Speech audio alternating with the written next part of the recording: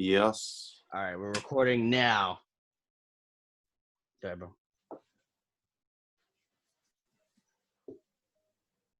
What up? So, guys, Did you do like a? I thought we are gonna do the introduction. So, okay, I'll start it off. So this is Shane from Super Paloma Bros, and I'm here with my brother right here, Tom from Space Captain Comics. Really sick guy. You guys should check out his page. He does really fantastic stuff with comic books, reviews, hauls, everything. What's up, Tom? How you doing, bro? I'm good, thanks. I'm good. How's it going with you? So we just met like what a couple of weeks ago on Instagram. Both looking to do collaboration, so it's really exciting to meet someone that's kindred spirit. Pardon the pun. Yeah. But yeah, decent. I'm excited to do this discussion, and then we've got big plans coming, which is exciting. Yeah. So I don't know. Well, we'll give the people we'll give them like what we got planned. We have so me and Tom, we're huge fans of the current run of Amazing Spider-Man, which is written by Nick Spencer, art done by Ryan Ottley, and we were both intrigued by this book, and we both had the same agreement.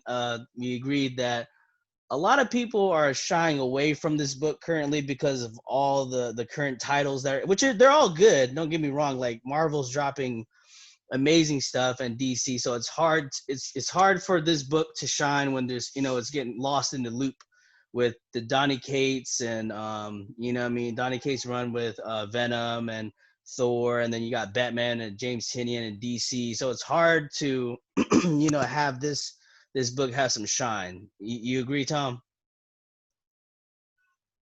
Yeah, definitely. I feel like it's definitely an underrated book. I mean, all of the many like YouTube accounts I follow and things, no one talks about this book other than, I didn't really like it and I dropped it.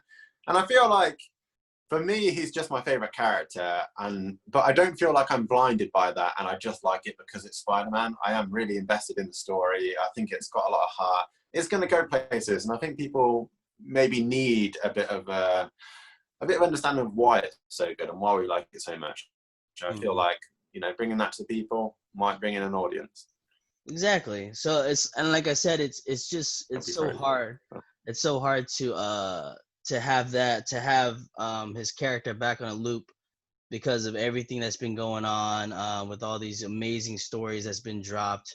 But Nick Spencer's current run with this Amazing Spider-Man is, I've been following it like Tom has since it's dropped. I think it dropped like in I think around August 2018 it dropped, and he created a few characters now. A couple characters that were pretty interesting. But me and Tom want to really deep dive and do a review of the Amazing Spider-Man #1 for you guys. But we're cooking that up later on. But right now we're just gonna have a discussion. We're gonna talk comics. Tom wanted to go over some variants that you guys should look out for, and everything that's interesting, to us and stuff like that. Right, Tom? Yeah, so this is a big thing at the moment. Like, I'm not really into like buying and selling books. I don't really flip comics for profit and things like that. So it's something I don't really know too much about. There's a couple of variants that I have like purchased recently because I just thought they were really cool. Mm-hmm. But most channels on YouTube are just these, what's hot right now and what you should look out for. And we were discussing the other day that in the UK here where I am, books are like £2.30. So this Thor, Thor variant 4, well, the second printing of Thor variant is £2.30. That book is going to go for quite a bit. So I just wanted to know a bit more about variants and your feeling on that and what's hot right now, kind of thing. So definitely, we talked about the Thor 4 second print that's releasing soon, and it's actually, I'll bring it up for you guys. Got my tablet handy, so I'll give you guys a look at that. But it has, if you guys are currently reading that run, it has a splash page of the Black Winter on there on the cover, which is pretty cool. So hold on, let me bring that up for you guys. Let me see There we go. So, and like Tom said, it's crazy because like when he was telling me with all the stuff that he had to pre-order and order online, I was like, shit, dude, like $2 per issue. I was like, I wish I'd pay like $2 per issue. That's amazing. So here's the cover. That's the cover right there, and that is the first cover appearance of Black Winter. That's Thor 4 second printing, and this is a really great book to get into. Like I said, because Black Winter is like super hot right now. Donny Cates is killing this run. You know what I'm saying? And my brother, the other half of Super Paloma Bros, he was a really big Games of Thrones fan. I don't know if you're a big Games of Thrones fan, Tom, if you're into that and stuff like that. Yeah, I watched it all. I was a bit disappointed last episode, but I do like it. Yeah, so a lot of the problems with that show was obviously the last season. I didn't watch it because I couldn't invest myself to that. But anyways, besides the point, if you're into shows like that, Thor is definitely the book to obviously pick up because of the the type of story. It's almost a similar and stuff like that. But yeah, Thor 4 second printing is something to get into. And another one is I found interesting was and she's hot right now, is Peach Momoko. So Peach Momoko has been killing the game recently with all the variants she's been doing. And I recently pre-ordered the Venom, I think it's 26 Peach Momoko variant. And it's great. Oh no, not 26, excuse me. I think it's 27. Hold on. And I bring that up for you guys. And it is crazy, man. Like, yeah, I don't know if you guys are into anime or anything like that, but that thing it's really hard because it's a glare and I can't get it. Dang it. Hold on. Let me see. See if I can get it for you guys. It's really hard to get it in there, but it's still glary, ain't it? But anyways. It's too exclusive. It doesn't. Yeah, exactly. But Venom 26 Peach Momoko variant, you guys check it out. It has the cover of Null in it, and I'll just describe to you the picture. If you are big, like really huge on anime style type of art, it's Null. It's just his profile, his face, and his mouth is like ripped like wide open with like a shit ton of teeth, pretty much Venom style, as you guys. It's like with his tongue just coming straight down of his mouth, and his hair is like all over the place. His eyes are white, and she really emphasizes a lot of watercolors into her art.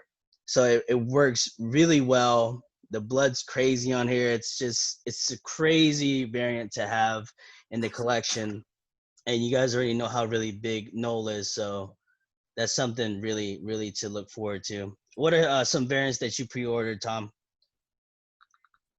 So what actually got this conversation started is I've pre-ordered 2. I'll show you that in a minute. But yeah. I bought this Shannon Mayer, Spider-Man, J.J. Abrams, Henry Abrams. So the book itself is all right, but I just saw that cover and I was like, that is the coolest looking artwork. I just love the gradient background, and obviously she's nice looking lady and stuff, but I just thought that was wicked. So I got that for like £5 here, and I thought, you know what, I'm gonna pull the trigger on it. Not really, like I said, into buying and selling, so I don't know what that's worth. But 2 I pre-ordered. I saw the other day.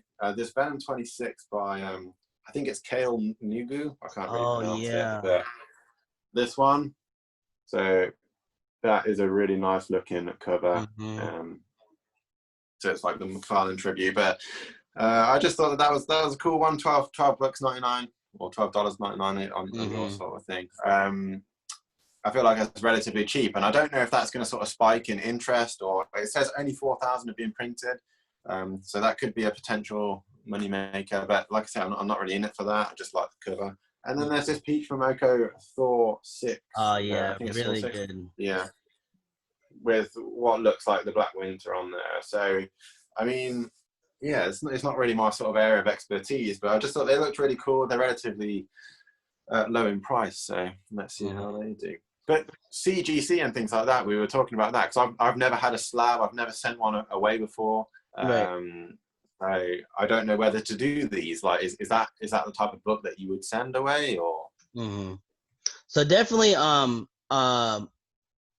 for CGC and everything, my opinion is if you're doing it for monetary reasons, obviously do it for a first appearance or something huge. I would always recommend doing a cover A slab to slab a cover A. Always, if you can't afford those variants, the 40, 30, 40, $50 variants, you can never go wrong with getting a cover A for like cover price and then setting it up to CGC, because once, like, say, so I'll give you an example. So Thor 5 was the first appearance of Black Winter, right? You paid $5 cover price for it when you went to the store. You paid for it. You wait a minute, and then everybody gets on the hype train. That book, that $5 book you invested into, will skyrocket to $50. And if you ever notice the trends with these books, when your $5 investment turns to a $50 investment, normally the 9.8s from that $50 investment turns into $200 to $300 books, depending on the popularity of the character, how good the storyline is, and the interest of the market.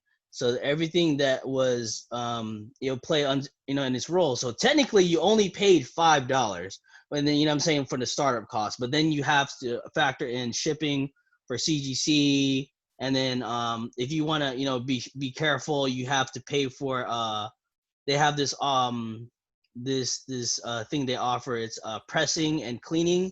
If you want to do that, is more so for books that are like kind of crinkled or kind of dirty. They'll press it out for you and they'll clean it up for you, and then you can screen it. You can pre-screen your submissions through CGC.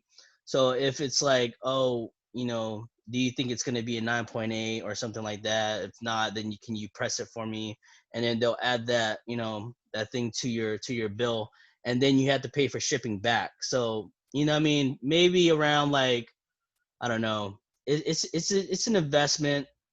So you have to pay for the book, pay for the shipping, pay for the shipping back. But like I said, the end up cost, if that character, that first appearance, turns out to be big, and we're talking about something like a first appearance of Null, third printing variant. That's another variant that's jumped up. That's like almost like a $500 book. You know what I'm saying? Especially if you send it in and have it signed while Donny Cates and Ryan Stegman are doing CGC signings, you just increase the value of your book even more. But these are just stuff for monetary reasons. Tom had brought up a book which I don't know if he wants to share this story with you guys. But he had a personal book that he had. What I mean? And I don't know if you want to show that off or tell your story on that. But Yeah, I thought it was really cool, and that's something. He'll tell his story on that, but that's something that I will get CGC, not for reselling value, but I'm saying something sentimental to myself that I can keep. That's not worth money. It's worth more than money. What I'm saying? So go ahead, Tom. Tell your story, man. Which is pretty cool. I like it. I want to hear it. So last year I proposed to my fiance. So I set up the house. We've been living in the house for half a year or something. Nice. Set up the house, but I wanted to get this really special comic book that I'd seen a lot. It's a cool book. My favorite character as well, which is cool. But I thought that is going to look awesome on a little stand for the proposal. So I got the wedding annual of the Amazing Spider-Man. So this is annual 21, I think it is, from 1987. It took me ages to find the cover where Peter's in his suit. I didn't want the one where he's in a Spider-Man suit. But you got him and Mary Jane, and then a whole host of characters in the background. So this is something I want to get slabbed just to have it in a case, so it's just safe, and it's just a memento for that really special occasion. So that's the first one I'm going to do. But yeah, I just think that's got sentimental value, not monetary value.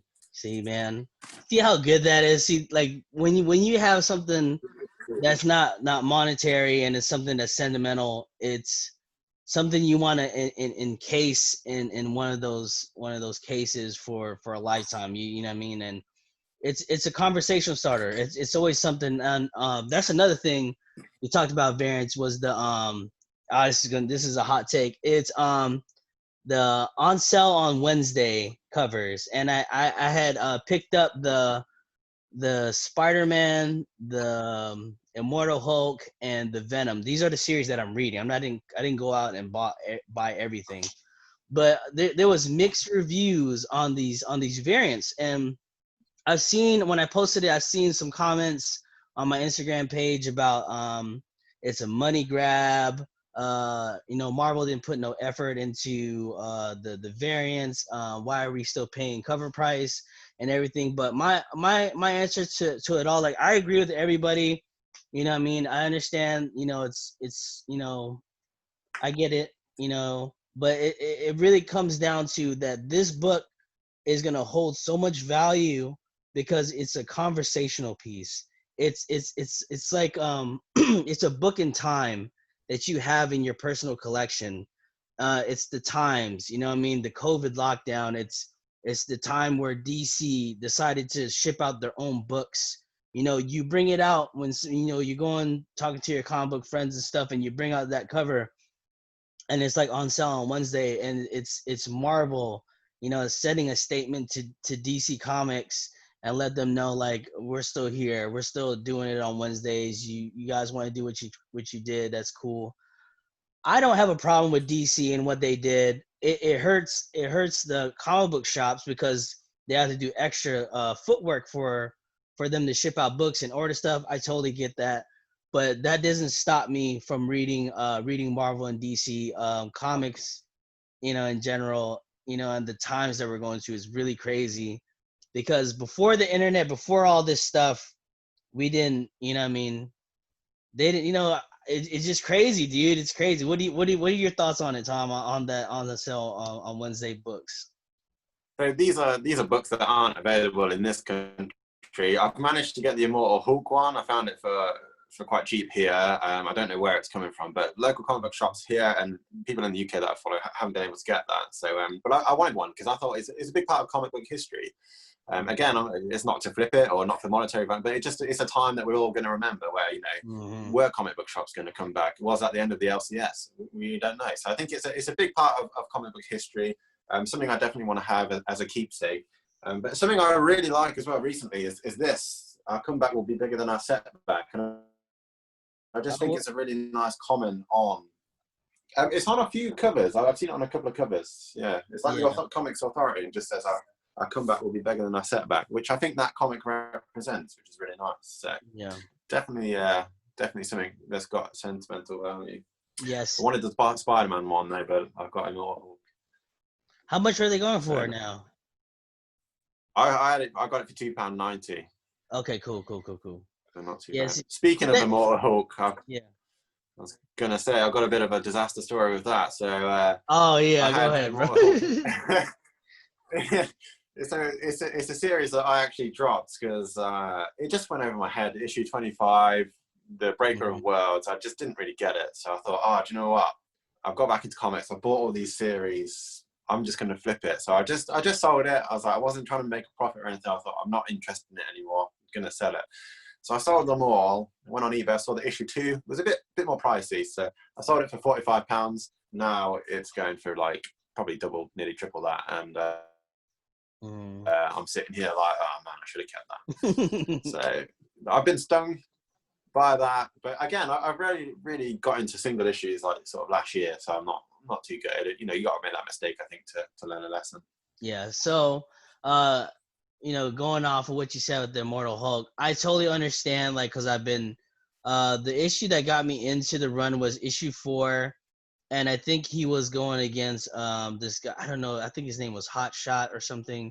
Some dude that shoots laser beams out of his hands. And I've seen it. I've seen the cover.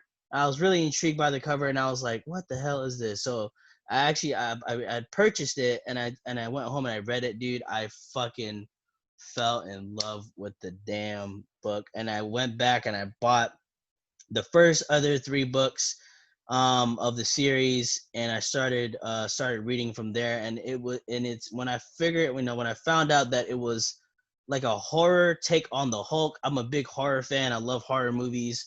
It was so crazy, dude. Like, the Al Ewing's writing with horror, and then you have Joe Bennett's on pencils, the way he portrays this horrific scene of the Hulk and him transforming from Banner to the Hulk, and just like it's just a perfect book. But like I agree with Tom, like when I got around issue 25, I kind of like tapered off. I still collected it, I powered through it. Like it's just like a relationship. You have bumps on the roads, and it's exactly what happened with that.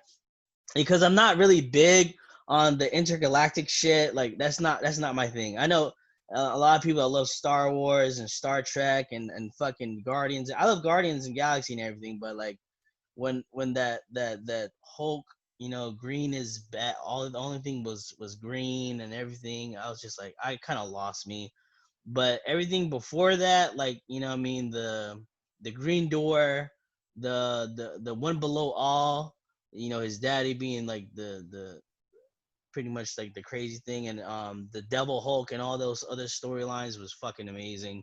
Hands down one of the greatest series so far and stuff like that. But I really thoroughly enjoyed the Hulk, and I'm really happy that he's kind of like taming it back away from that intergalactic stuff, because it's just all over the place, all over the place for me at that time.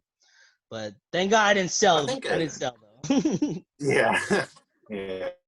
I felt a bit like, I don't know, I felt really stupid reading it. Like, why am I not understanding this? Like, that's where it got me. And I was like, I don't know if I was like, am I not smart enough to understand it? But I think it was just a lot of like metaphors and a lot of just, existential questions. And it just, it just lost me a bit. But yeah, I had to learn that lesson. Yeah. Yeah. It's all good. Another thing we thought, another book we were talking about the other day was Something is Killing the Children. So I was explaining, I've got the whole run, really enjoying that. So James Tynion, anything that he's doing at the moment is just awesome. A bit like Donny Cates, anything they're writing is really good. But yeah, I've got 1 to 4 and then 6 to 8. Issue 5 I cannot find anywhere. So on eBay in the UK, it is for sale for 100. I don't know if you can see that, and £90.99, which is just, we were just saying that is just ridiculous. Like, and I don't know how they value these books at that. Like, this is just some random seller thinks £200, which that's a lot of money. Yeah, it's crazy because like it's eBay, so you can post anything. I mean, we can put like a random book up and be like it's worth $300, and I mean.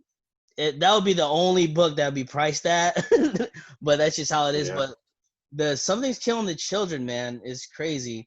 And I don't know if anybody noticed this. Tom, what's the name of the main character of the boy in that story? Do you know his name? James. Right. And who's writing the book? Yeah, James Tynion. Yeah. So, dude, I'm like, James Tynion. Okay, if you're watching this video, James Tynion, are you writing about yourself? Are you writing about yourself as a boy in that story? That's weird, actually. Yeah, you got James, you got Tommy. That's like JT, and I don't know. Yeah. Is he married to someone called Erica? I don't know. But yeah, that's kind of cool. That's the thing, because also the boy is the way he's designed, he looks like James Tynion too. Like his glasses. James Tynion got glasses. Got a little brown hair, a little shaggy hair and stuff like that and stuff. So I don't know, man. You know what I'm saying? Who knows? But also a really cool thing with that series, it got picked up by Netflix. Well, I don't know, picked up by Netflix. Let me take that back. But Netflix and Boom Studios have they worked out a deal. Let's just say that. I'm not saying that they're in progress of making a show. But more than likely, if they're gonna pick Boom titles, Something's Killing the Children will be one of the books to pick up. So, crazy story with that book. When it first came out, there was like really high praise, high reviews with it and how good it was. So the first week of that book coming out, bro, luckily I got it for cover price, but I'm just saying, like, the first week of it coming out, it was a $20 book, and it never went down from there. Right now, it's probably almost an $80 to $90 book now, and it's just crazy that a book, like, even like when it just dropped, for it to jump to $20 in its next week, and just the hold and freaking increase in value is ridiculous. Same thing like you said with Immortal Hulk. almost like $90 book now, and like we can never get it cheaper than that now, which sucks because it's like, man, you really gotta fork out some money for that, and you're just like, oh, dude, do I want it that bad? You know what I'm saying? Because like, but this for me, this is kind of like the thing I don't like about comic books. It's like you get this awesome book, you get it for really cheap, and you love the story, and you want to reread that. I've got Venom 3. I don't want to touch it. I never want to get that out of the bag because I feel like as soon as I touch it, that value, it's like driving a car out of the showroom. Mm-hmm. That's it. You do it. So what I think is good is like you got omnibus and things like that. You can reread it in that way. Yeah. Like you don't have to worry too much and stuff. But I think that's the downfall. If you want to read that single issue again, you're putting it at risk unless you're super careful, wearing gloves and a hazmat suit. Right. So when we came to that too with opening up the books, I talked about how I loved what Marvel was doing with they would have the digital code inside of their book. So once you buy your book, you take your digital code, and then I don't have to like I'll open my book once and look and skim through it and look through the art and stuff like that, but I won't read it that way. Like I would hold it and then put it back in its bag and board, and then read it digitally on my tablet like that. That's all I do. I'm pretty much. But go ahead. I was going to say, with the digital code, do you have to take like a sticker off, or is it just? Mm-hmm. So if you had like Venom 3, you take that sticker out. Would that depreciate value if that's been removed? Or? I don't know, dude. Like that's a question. Because that's like another thing that could be kind of devastating for some people. I don't think so though. I don't think so. I don't think they'll be that strict because it's like I feel like CGC they grade. If you're talking about grading, then I think they mostly just grade on like the paper value of it. Like they look for what is it, creases, crinkles, water damage, markings of like any type of markings or any type of damage to the corners of the books, the spine ticks, the shape of the staples, and a color rub and stuff. I mean, that's most of the stuff that I've seen that they grade for. And I think also like I don't know if this is a thing, but if a book is getting hot like Venom 3 is right now, I think that they tend to they grade a little bit harder because the books is on the rise right now, so they know how 9.8s, how much our 9.8s are going for, which to me are super overrated. Your book, for it to be graded at 9.8, you shouldn't feel bad if you get a 9.6 or a 9. Anything from a 9 to 9.6 is fine. It's just that the community is the one that makes it a 9.8 that expensive. You know what I'm saying? Because if you go online, a book that's worth $300, that's a 9.8. You look at a 9.6, it's like $100 difference, and it's like, really? For a point, you know what I'm saying? For like a 0.2 difference? Yeah. It's crazy. And that's a part that's another thing with the with the hobby that's kind of hard because when you're in it for just reading, you can't help but see the prices too, because then what I mean, it's like it's all intertwined if you think about it. Everything with the collecting. If you're coming into this into the comic game and you're like, oh, I'm just gonna be collecting the reading. Okay, that's cool. But just know this: when you come in this game, you're gonna end up selling your book. Right, Tom? You're gonna end up selling. Yeah. You're gonna end up selling one of your books. You're gonna end up overpaying for a book. You're gonna end up having seller's remorse and buyer's remorse. It just happens. And I was the same dude. I was just like, I'm just gonna buy the books I want to buy. I'm just gonna read the books that I want to read. But it's so hard, especially when you go to the comic. I go to the my LCS, my local comic book shop. That's what LCS stands for everybody that doesn't know. I go to them religiously every Wednesday, to the point where my comic book shop owner, he knows me by name. I sold him books, which is crazy. You know what I'm saying? I sold my comic book shop owner books. And we're talking speculation like that's how much that I've come in the game of comic books, and it's like, damn, I just wanted to read books. That's all I wanted to do, but I couldn't. Like when you're in this hobby as a passion, you can't help it because you have other people that are so passionate with you. You know what I'm saying? So it's like you want to talk about Spider-Man and Hulk and what's going on. It's fucking intriguing. It's amazing. It's cool. Especially all the way. Look, I have my friend over here from the UK, dude. Like we met up. Like this, I'm in the United States. I'm in North Carolina. I'm so far away from him, but through comics, like we connected. That shit's dope. You know what I'm saying? That's amazing. Yeah, it's cool. It's yeah. I think for me, definitely, I would class myself as a reader first. Like I'm there, opening the pages. You know, obviously being careful, but I read through those books, all of them that I get, and that's what I really enjoy. What I am actually struggling with a bit is the whole value thing, because I don't really want to care about that, but it is in the back of your mind. You think Exactly. like, oh, this book is so valuable. Like I don't want to ruin that. You know, what if I want to add another story to my house? Some of these books I probably could do. Like, you know. It's true. So it's just one of those. But I think like definitely they are intertwined, aren't they? And it is two hobbies. Some people probably buy their books, they don't read them, they just want to buy it, have that value, and it's, you know, an addiction, isn't it? That collecting aspect. But for me, I want to see what Spider-Man's up to this week. Did you read it? Did you get it in yet? No, it's still not coming. It's on the way. Yeah. Damn it. Okay, so you know what? This is a problem that, yeah, we've got this problem. Like I'm always a couple of weeks behind in the UK, so my new comic book day is like 2 weeks behind yours. So it's a bit annoying, but it's all good. So let's just let's talk about the GOG issue then. Let's just talk randomly about this. How did you feel about that? The GOG story. Yeah, I mean, I thought, to be honest, like with me, this is probably going to sound really weird, but I love issues in stuff where nothing happens, like the downtime, just seeing a bit about Peter's personality, things like that. So I really enjoyed it. I thought it was quite cool to see how that character started, and just to see the human side of those characters. I just think that was quite nice. But yeah, a lot of people are. I think with Spider-Man, this series is a bit of a slow burner, and people like other comics, they're getting this fan service every issue. It's like something major's happening. Donny Cates, every issue is just on the incline. The story's just going to huge places.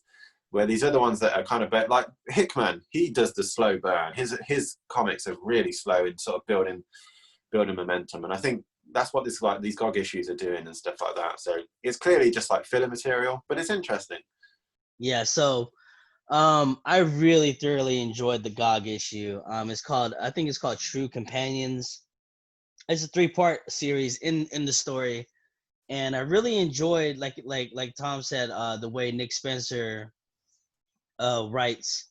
You know what I mean? His supporting cast. You know what I'm saying? That's the main thing that I really loved about it. Spider-Man is a book that I read when I'm feeling down, or if I'm feeling like, you know, just if I'm feeling out of it. It's a book that always brings me up because Peter Parker and Spider-Man is a character that I can truly relate to. Like, I can't relate to Batman. I can't relate to Bruce Wayne and shit. I don't have $1 bajillion or something. Like Peter Parker, he's broke as shit. You know what I mean? He can barely pay his rent. You know what I'm saying? I think, you know what I mean? Like, yeah. And another thing is I love the way that Nick is writing, Nick Spencer.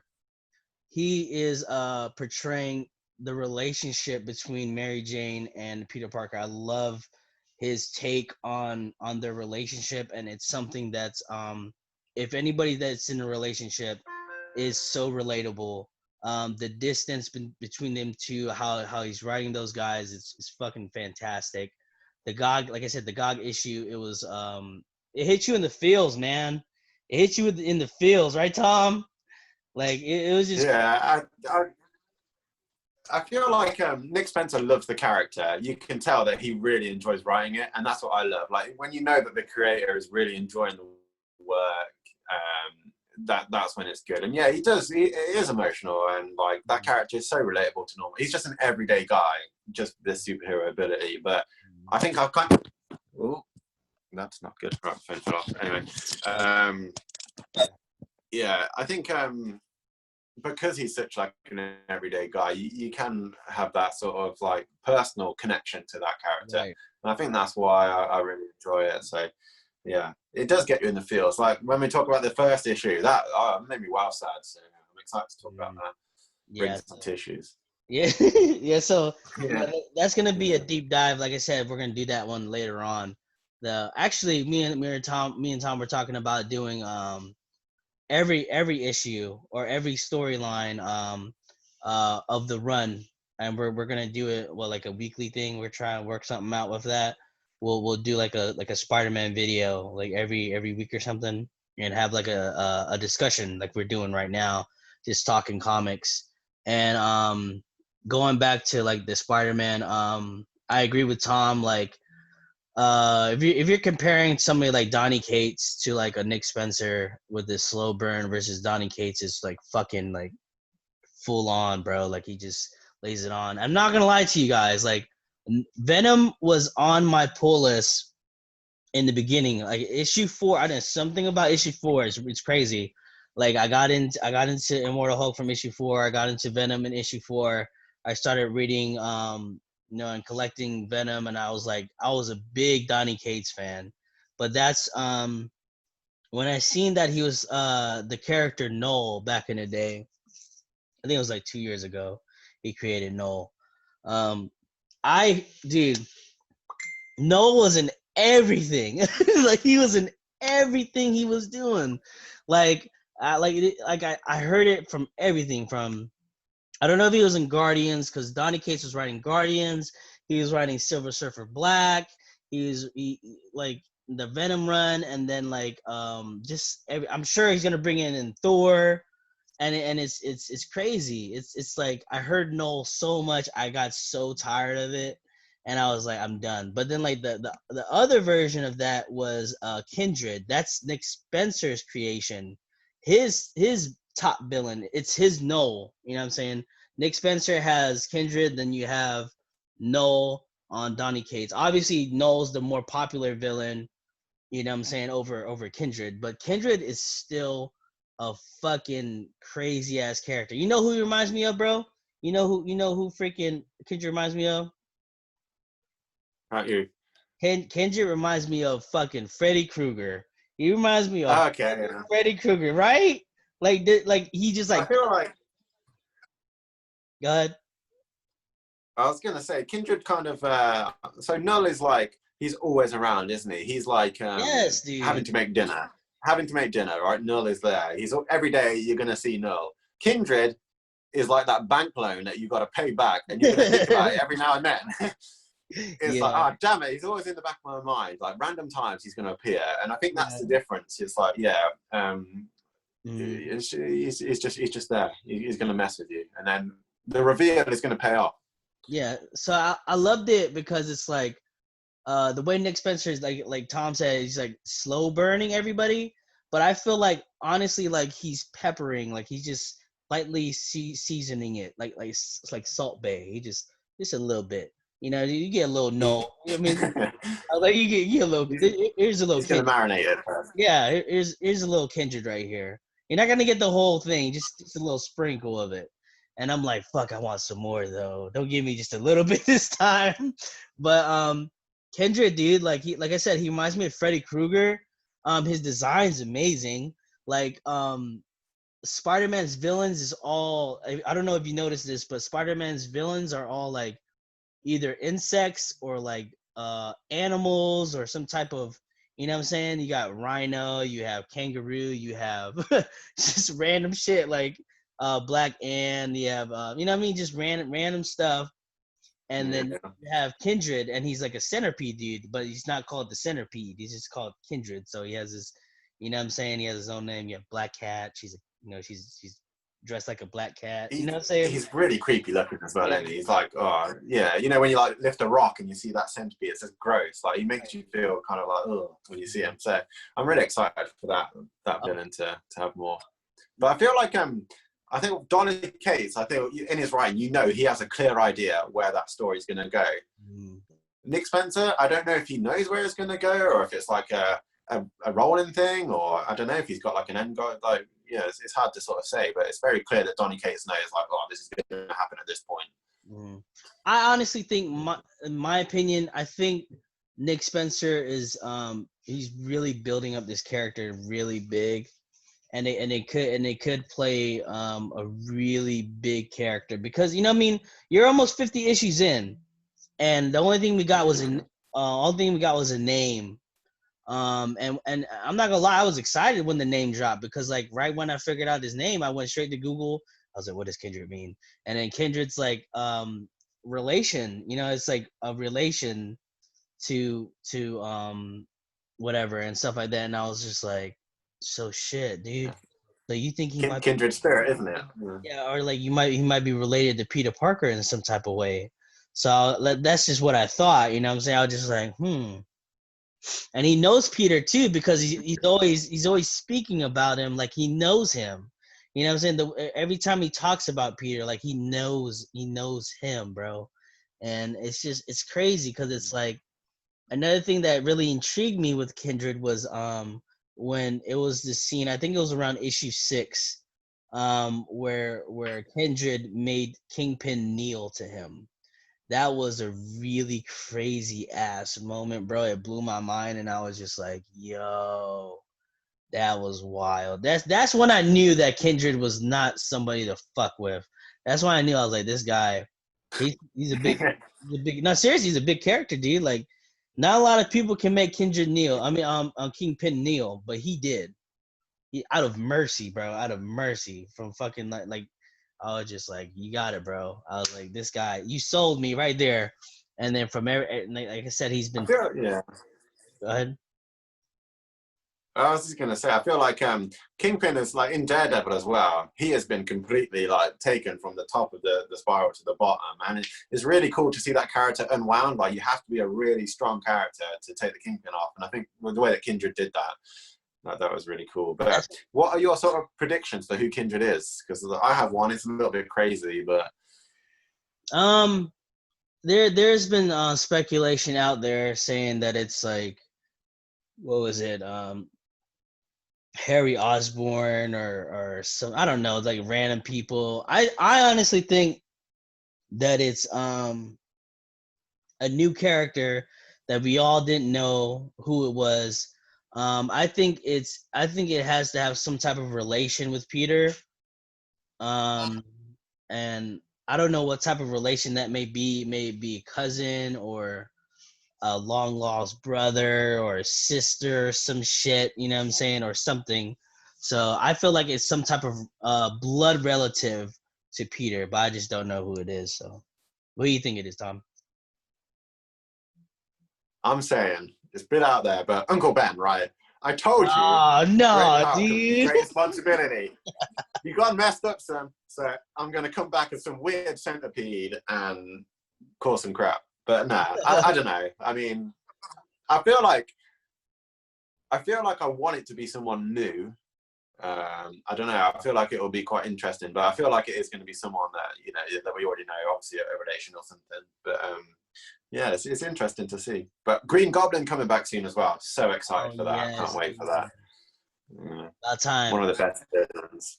Dang it, yeah. Tom! I can't talk about the latest issue of Spider-Man. I know, yeah. So like, I should get it early next week. But dang it! So I can't. Well, like I said, I can't talk about it because I don't want to spoil it for Tom. But it is fucking amazing. That's all I'm gonna say. I liked it. It had really bad reviews. I mean, not really bad reviews, but I think like they were scoring it like a 6.5 or something. I don't know. A lot of people are done with Amazing Spider-Man, like I said, but I'm not. I'm so invested into Kindred. I'm excited for the Green Goblin to come back, and when Tom reads the issue, like when we go over the when we shoot our Amazing Spider-Man review number 1, we'll talk about we'll go towards the end of that review, and we'll talk about how he feels about what was it, issue 44 at the done reading. What we should do is we'll jump on at both ends. We could do like start from the beginning and then also continue with what's going on at the moment. That might be quite good. Yeah. And then we'll eventually catch up. So, mm-hmm. But yeah, that's something that we'll do. and it's just I don't know, like Amazing Spider-Man. It's just really good. I'm really enjoying it. I'm excited about it. What are some indies that you're reading currently besides Something's Killing the Children that you picked up? I'm reading Family Tree. Really enjoying that. That's a cool issue. It's a series, so that's by Jeff Lemire, Image Comics. That's really good. I'm reading That Texas Blood. I got the first one of that last week. That was quite a cool issue. What else am I reading? I've got The Boys, but I'm currently reading like the omnibus. So I'm on number 3, but they've just done a new series, Dear Becky, but I haven't read it yet. I've got the first 2 issues, but I'm waiting for for me to finish that before I read that. Yeah. I think that's it for indies at the moment. I can't remember. I'm reading like 30 series. I'm subscribed to quite a few. So yeah. Oh, let me say this before I forget. Make sure that you guys. This is gonna be an exclusive, but you guys probably already knew that. Make sure that you guys pre-order Batman 96 right here. Batman 96. I can't pick it up. Tom will pick it up, and because he can show it better on his computer. But Batman 96 is the first appearance of the Clown Hunter. So make sure that you guys pre-order that. And you already know it's been going crazy with James Tynion's run on Batman and the intro to Joker War. I just did a recent review with my other friend first in our last video and stuff like that. So we reviewed I think it was 94, I think 93 or 94. Yeah, 93 and 94. So there it is right there.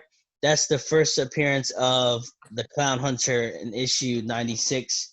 Get the cover A's. Like I said, always buy in cover A's. You can never go wrong with them. They're super cheap.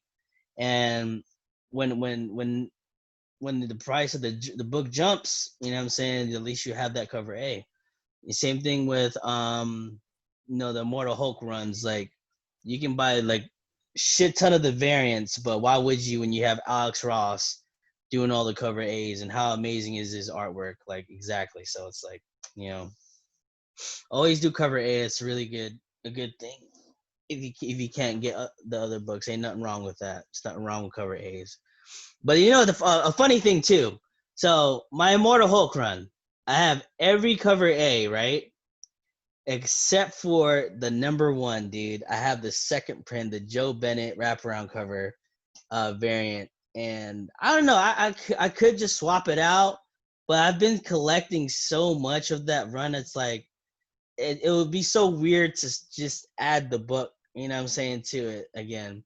And it was I don't know why I'm like that. It's weird. I could just, I don't know. It's weird because I did that the same thing with I think it was Amazing Spider-Man. What was it? I think it was issue 4. Issue 4? Yeah. Issue 4, I had the variant of the Fantastic Four variant with them flying around, and I never got the cover A.